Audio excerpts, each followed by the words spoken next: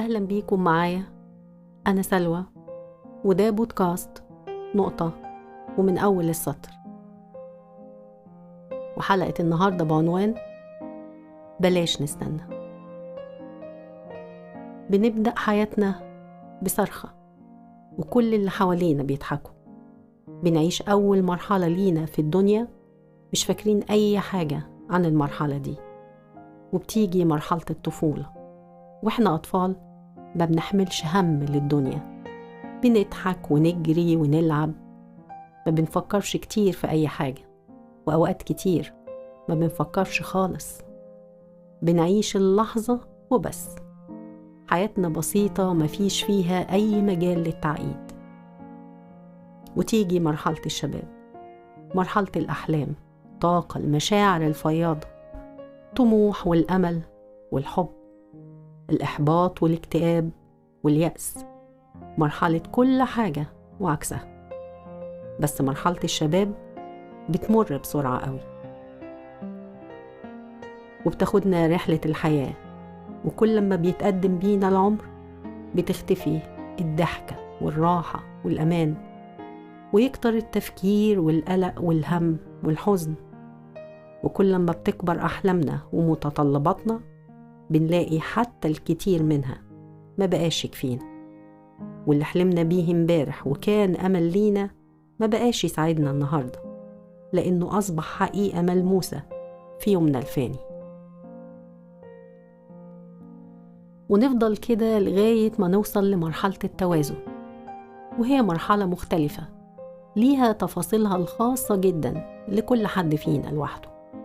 ونبدأ في إدراك الحقائق الخفية، ونشوف اللي ما كناش قادرين نشوفه قبل كده، وتفقد كل الرفاهيات متعتها، والأحاسيس الجياشة لذتها، وكأننا بنشوف نفسنا لأول مرة، وترجع بينا الذاكرة لأيام الطفولة، فبنشتاق للضحك والبساطة، وبنتنازل عن كل المتعة الزايلة وقيود الرفاهية والمطامع، وبنتحرر من سلاسل الحقد والغل والأنانية، وبنخلع من وشوشنا كل الأقنعة الكذابة، وبنبقى أخف حمل على الأرض.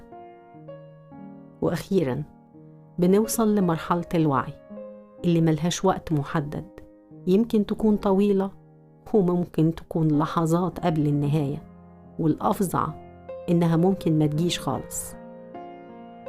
مرحلة الوعي اللي ما بيبقاش عندنا فيها أي خوف ولا قلق ولا خطط، بيبقى كل هدفنا في الدنيا، كل اللي نفسنا فيه، إننا نكون عدينا من اختبارات الحياة على خير.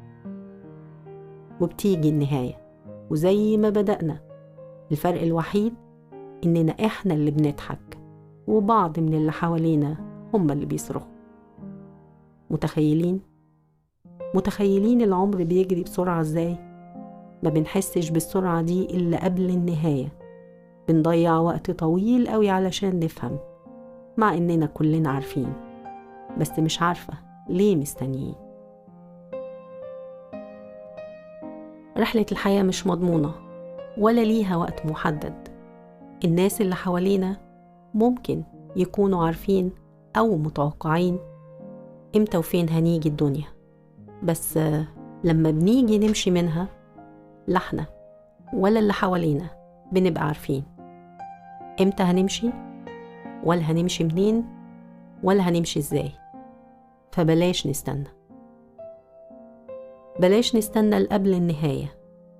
خلينا نبدأ من اللحظة دي. خلينا نحاول، يمكن نقدر، يمكن. نبدأ إيه ونحاول في إيه ونقدر على إيه؟ دي كلها أسئلة ناقصة. أنت لوحدك بس اللي تقدر تكمل الكلمة الأخيرة اللي قبل علامة الاستفهام في الأسئلة دي، وأنت برضو لوحدك اللي تقدر تجاوب عليها. وأكيد كلنا إجاباتنا هتكون مختلفة، لأن أسئلتنا مختلفة. وأنا كمان هحاول أكمل الأسئلة الناقصة، وهحاول أجاوب عليها، ولو قدرت أكيد هكلمكم عليها في حلقات جاية. المهم إننا ما نستناش. ونقطة ومن أول السطر، كنت معاكم أنا سلوى، وده بودكاست نقطة ومن أول السطر.